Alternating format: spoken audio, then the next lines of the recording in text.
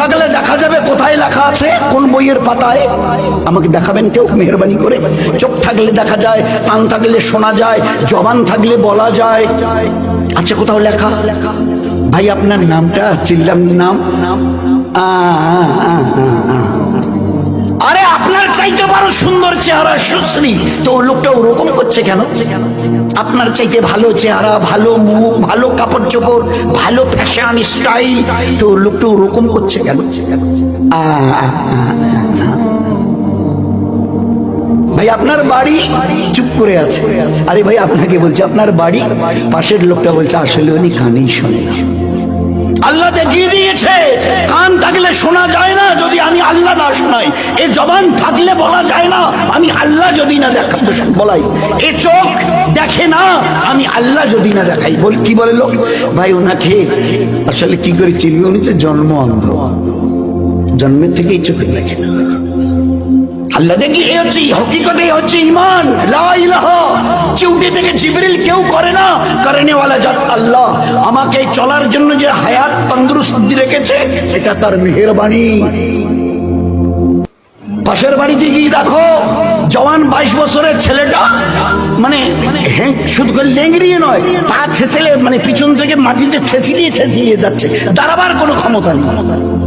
আমাদের মাথাভাঙা ব্লকের পাশেই একটা বাড়ি, এক ভাইয়ের আমিনুরের, তারই একটা ভাস্তা, এখন বোধহয় 24-25 বয়স চলছে, দাঁড়াতে পারে না।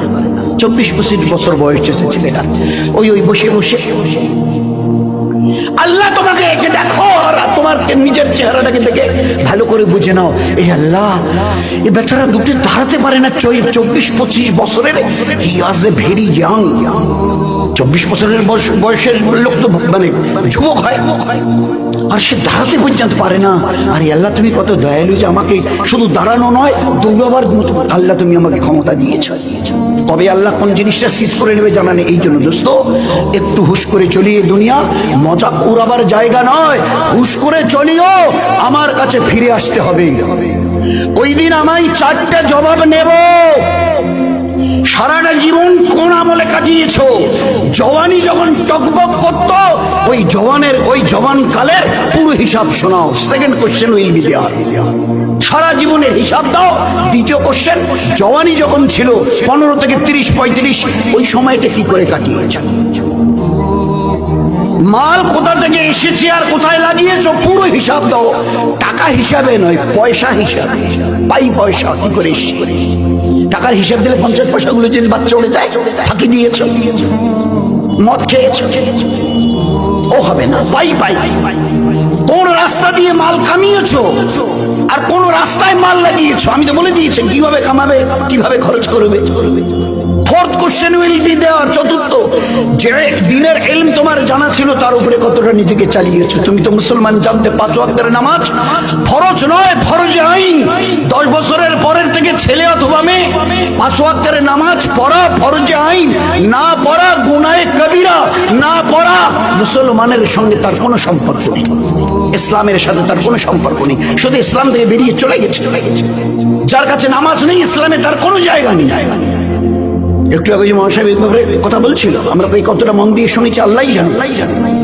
আল্লাহর নবীর হাদিস, no portion in this person in Islam who does not say his salat.